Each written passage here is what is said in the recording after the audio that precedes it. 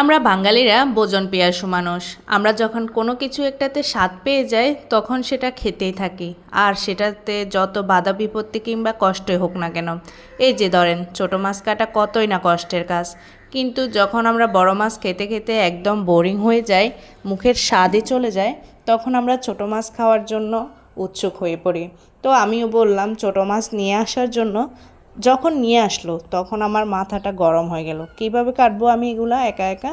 তো তখন আমার হাজব্যান্ডকে বলছি আর কি, আমি সরকারের কাছে দাবি জানাবো যাতে ছোটো মাছ ধরা নিষিদ্ধ আইন ঘোষণা করে, তাতে তো আর ছোটো মাছ আনতে পারবে না, কে কাটবে এখন এগুলা। পরে যখন কষ্ট করে কাটি কুটি রান্না করলাম তখন মনে হলো যে আরে না, এগুলা না হলে তো খাবার জমেই না।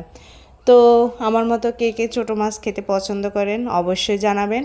তো আজকের জন্য ভিডিওটা এখানে শেষ করলাম। টাটা, আল্লাহ হাফেজ। দেখা হবে আরেকটা ভিডিওতে। তো ভিডিও দেখার পরে আপনারা ফলো দিতে একদম ভুলবেন না, ফলো দিয়ে পাশে থাকবেন অবশ্যই। জানি ভিডিওটা দেখার পর আপনাদের জিভে জল চলে আসছে, তবে কিছু করার নেই, নিজে কেটে রান্না করে খান।